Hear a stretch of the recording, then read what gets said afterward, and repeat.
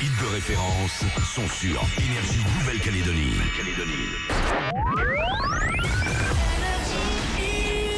Inside, découvrez les nouveautés, les coups de cœur, les sorties ciné avec Laetitia sur Énergie. Avec le Ford Ranger Stormtrack, Cédric Cuir Stormtrack, e-shifter et full park assist. Série limitée Ford Ranger Stormtrack à découvrir chez Ford. Porte de fer ou au 28 17 17.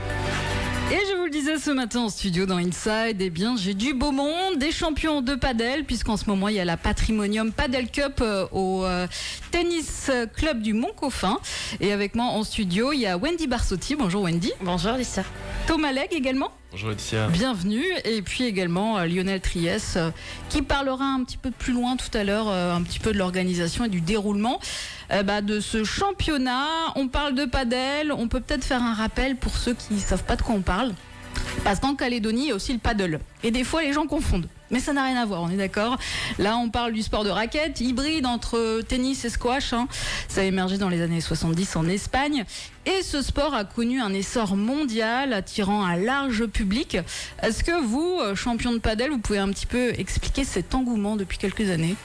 Je peux y aller ? Allez, j'y vais. Alors en France, il est sorti il y a 5 ans à peu près. En 2015, c'est ça. Ouais, donc il y a de plus en plus de clubs de tennis qui ont maintenant des terrains de padel. Ouais. Et il y a beaucoup de clubs maintenant qui sont que padel. Et beaucoup de compétitions aussi qui se déroulent de plus en plus. Exactement. Et c'est vrai qu'aujourd'hui, le padel en France, il prend un essor incroyable. Ouais. Il y a Roland Garros aussi qui a qui a prêté. Oui, son cours. Voilà, son tir emblématique pour nous faire jouer sur ce cours. C'était incroyable.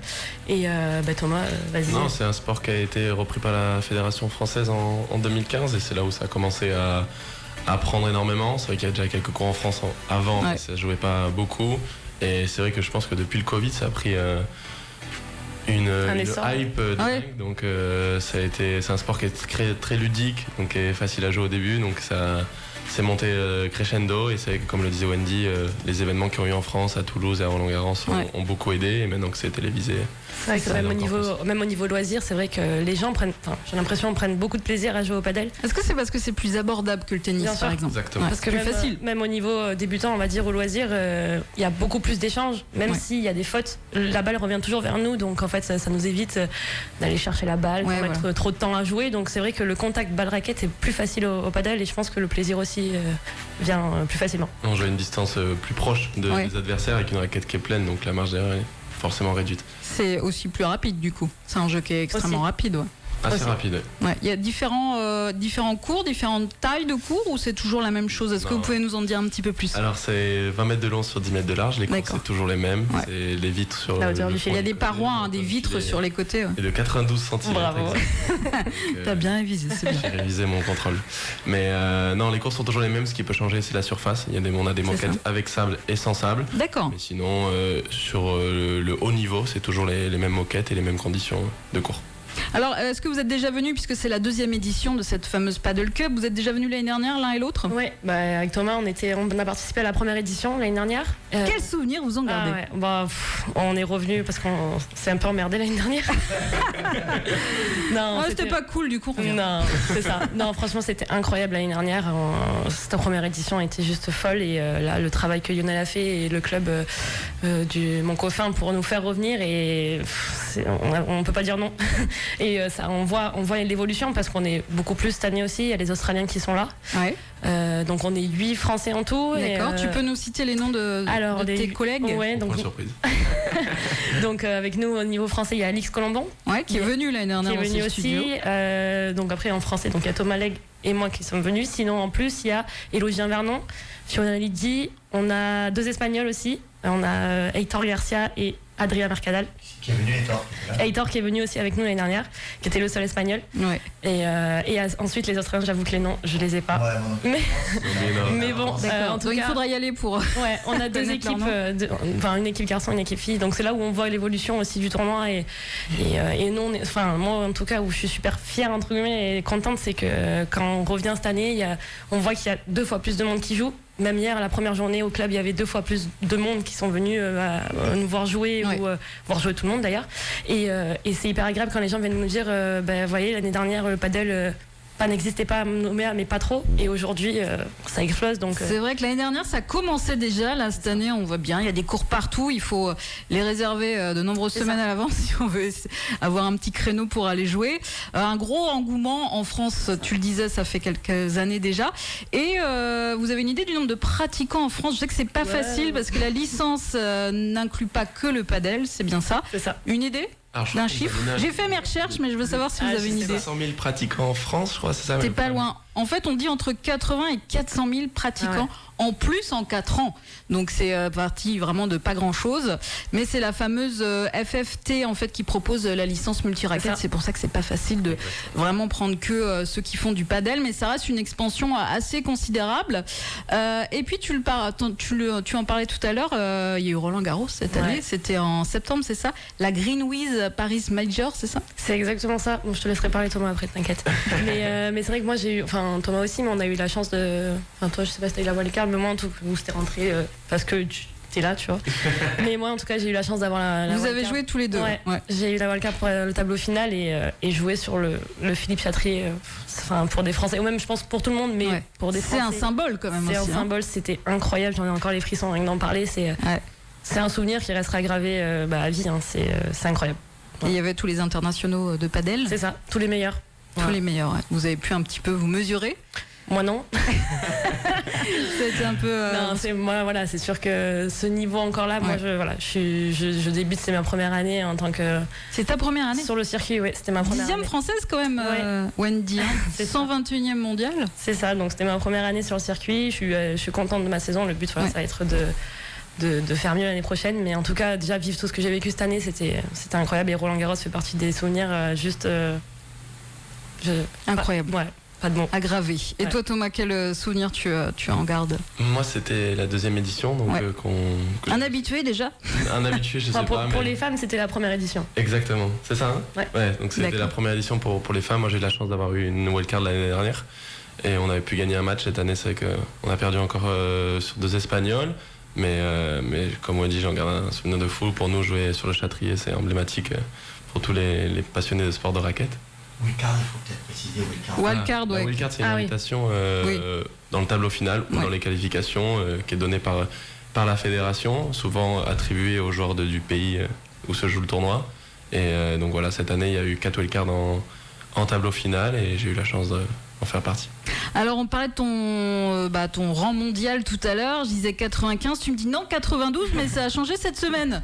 Donc on était presque au bon niveau. Donc comment ça se passe en fait les classements? Vous nous dire un peu plus. Déjà, c'est ça que tu utilises toutes les semaines, c'est pour ça que ça change. Donc, en fonction des derniers tournois, sur les derniers résultats, c'est sûr qu'il y a différents points. Alors, on a eu 2 années un peu spéciales, c'est qu'on jouait 2 circuits. On jouait le circuit World Padel Tour et le circuit Premier Padel. D'accord. C'était un peu. Les nuances, pour ceux qui n'y connaissent rien. C'est 2 circuits privés, qui est par le groupe Estrella en Espagne, et l'autre qui est par les Qataris, donc le président du Paris Saint-Germain. Et donc ils sont coïncidés ces 2 circuits pendant 2 ans et finalement le Premier Padel a fini par racheter le World Padel Tour, donc sur 2024 on n'aura plus que le circuit Premier Padel. Et après sinon comment marche le classement, pour ceux qui connaissent, c'est très similaire au tennis.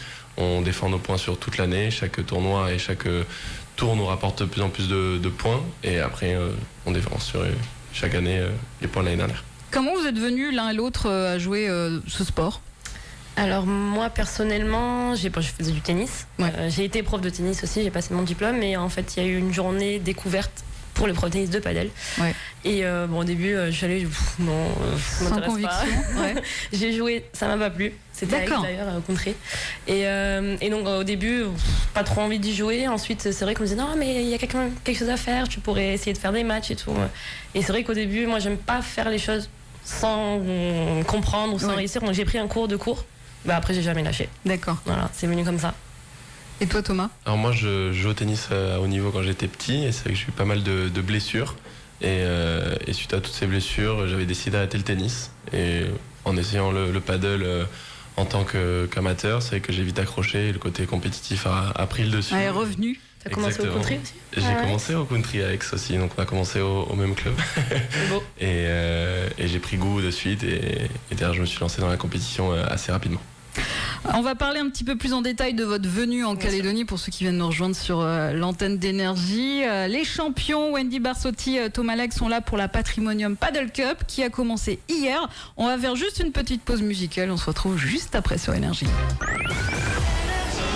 Inside. On s'informe, on se détend, on décrypte les tendances. C'est Inside sur Énergie. Avec le Ford Ranger Stormtrack, le pick-up suréquipé pour aller glisser ou travailler. Plus d'infos sur Ford.nc. 9h21 à l'écoute d'Énergie. Nous sommes en direct avec des invités ce matin puisqu'on parle de la Patrimonium Paddle Cup qui a commencé hier au tennis club du Mont-Coffin. Avec nos invités Wendy Barsotti, Thomas Legge et Lionel Triès qui est organisateur de ce championnat. La première édition a eu lieu l'année dernière. Vous y étiez tous les deux, Thomas et Wendy. Comment ça s'est passé déjà pour vous? Et après, Lionel, tu nous diras comment ça s'est passé côté organisation. Vas-y, Thomas, à toi l'honneur. Pour nous, c'était vraiment un truc de fou parce que j'ai failli dire incroyable. C'était vraiment incroyable pour le coup. Et c'est pour ça qu'on est revenu cette année. C'est un cadre de dingue. Le club est fou. On a été super bien accueillis. Donc très content d'être là une année de plus. Et en termes de niveau, est-ce que vous avez trouvé des adversaires à votre taille, même parce qu'il y a des Calédoniens qui jouent aussi, c'est pour ça que je demande. C'est vrai qu'on a été très surpris du niveau des Calédoniens, parce qu'on s'est dit que Petite Île, ça venait de commencer, donc on pensait que c'était beaucoup plus amateur, mais c'est vrai que le sport a pris une ampleur de dingue, je pense, sur cette île, donc on a été vachement surpris du niveau de jeu, et pas mal de joueurs qui commencent déjà à jouer très bien. Je pense qu'il y avait des bases avec le tennis, mais oui, un bon niveau de jeu en Calédonie. Et toi, Wendy? Pareil, la première édition était incroyable. Le mot revient beaucoup ce matin, mais que voulez-vous?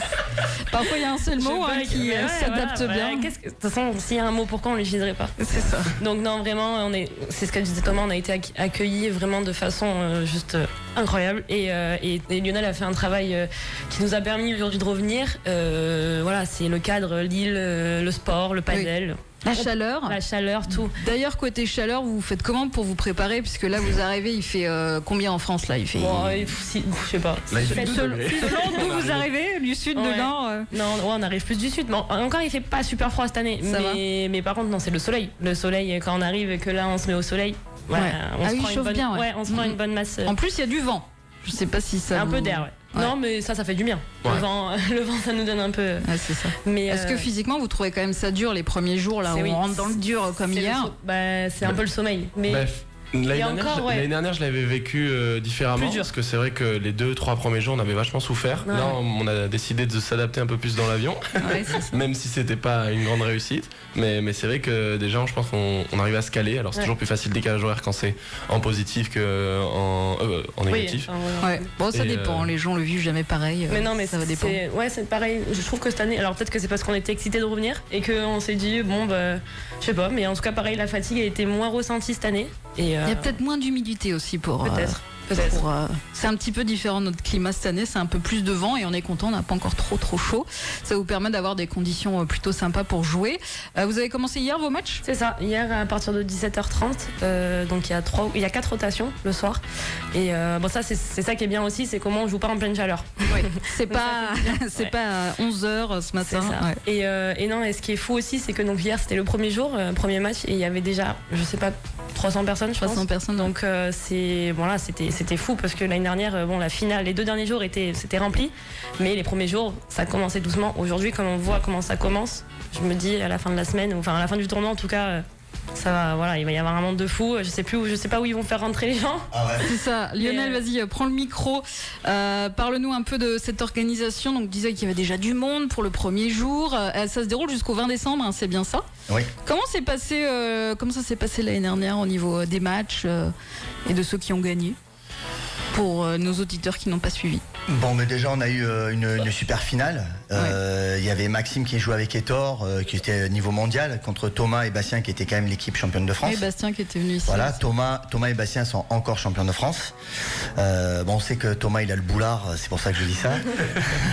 Mais non, on a une super finale avec un monde de dingue et un temps. On a eu de la chance, on est passé entre les pluies de chaque semaine. Donc voilà, après... On a essayé d'élever le niveau pour cette année, c'était pas évident parce qu'on avait commencé déjà à mettre la barre assez haute. Pour appeler pour les gens qui veulent venir pour la première fois ou qui veulent revenir, dans les petites nouveautés qu'on a mis en plus, c'est déjà de faire venir des Australiens pour voir comment les Calédoniens pouvaient s'y frotter et à quel niveau, parce qu'ils ont commencé à peu près comme nous.